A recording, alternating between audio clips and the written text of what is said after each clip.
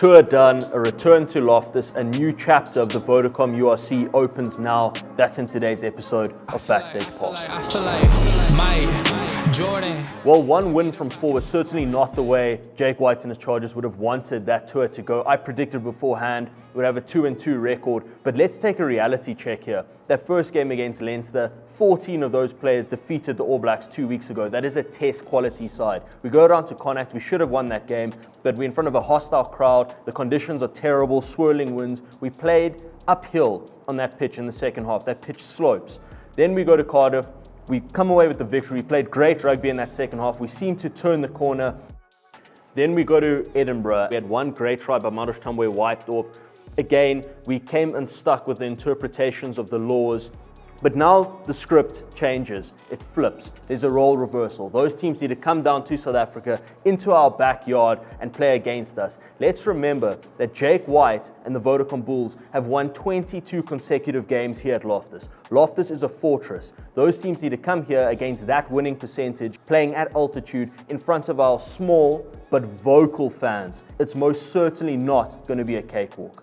Who impressed? Well, I thought Chris Smith was pivotal in that win in Cardiff. He put on a strategic masterclass. His pragmatic kicking game was great. Harold Forster overall was our most destructive backline carrier, consistently got us over the advantage line. Marosh Tambwe, Kurtley Orenser demonstrated predatory-like instincts. In the forwards, Ulrich Loh was our best carrier. Arno Botha flashed in the carrying department as well. But my player of the series was our captain, Marcel Coetzee. 64 tackles, second most in the Vodacom URC. He had a Yeoman workman-like tour and is more than deserving of my Vodacom Bulls player of the tour. Let's move on to our opponent this Saturday, Munster. They are in red-hot form, 4 wins from 5, and they are as good as any team in this competition, bar perhaps Leinster. They're a team with a very heavy South African flavour. Johan van Graan's their coach. They got South Africans littered through the engine room in that pack, and as a result, they've cultivated a reliance on set piece and great forward dominance. They've got a brilliant rolling maul. Once that gets going, it's almost impossible to stop, but it's their line-out in particular that is so ruthless. They're second in the tournament in terms of line-out percentage with 95% line-out success rate. However, I want to chat about this attack, and the word I use is variety. It's variation. It's a result of the set piece that allows them to play with this variation, especially at the rolling maul. Once it gets going, because it's so hard to stop, teams have to prepare for a rolling maul at every single line-out. This lends itself to some trickery. They can peel off the back, they can switch the point of attack, they can go down the blind side, they can set up a screen, and that allows them to get in behind the defense. Unlike the teams we played up north on tour, who like to play wide and turn the corner, Munster like to play narrow, up the guts, as we say on the show.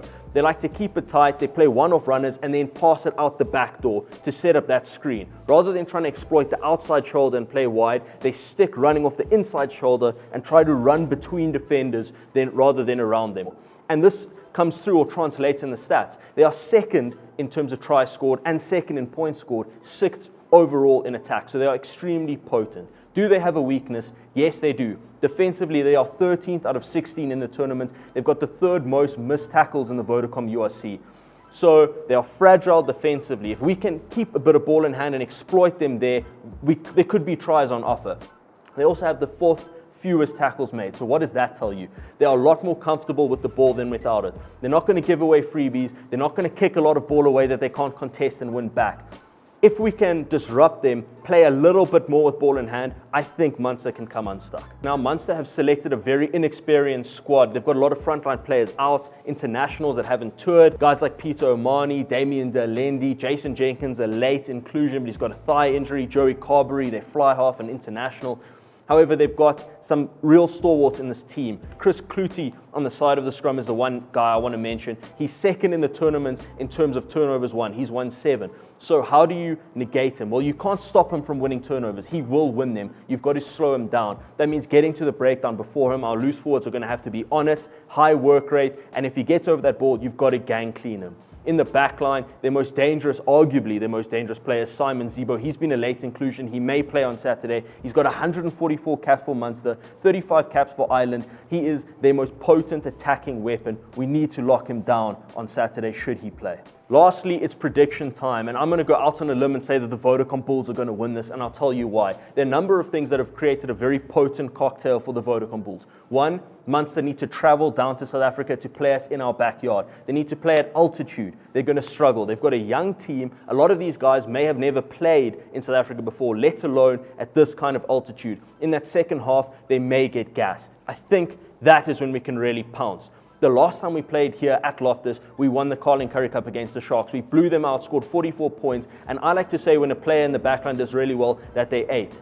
Well, Harold Forster and Lionel Mapu ate. They ate a starter, they had a main, they had dessert, they had a sorbet, they had a palate cleanser. They were ruthless. I think in that second half, when the game opens up a bit, Munster get a bit gassed at altitude, that's when we can really exploit some of those defensive frailties. The other is it's going to be a vocal crowd, albeit a small crowd, just 2,000, but it's the first time the Vodacom Bulls will be playing in front of a home crowd. That is a significant thing. Lastly is that winning percentage, that winning record here. Jake White, 22 victories at Loftus on the trot. This is a fortress. You're not going to come here and have an easy time. I'm predicting as a result of those factors that the Vodacom Bulls will win, dare I say it, by more than 7.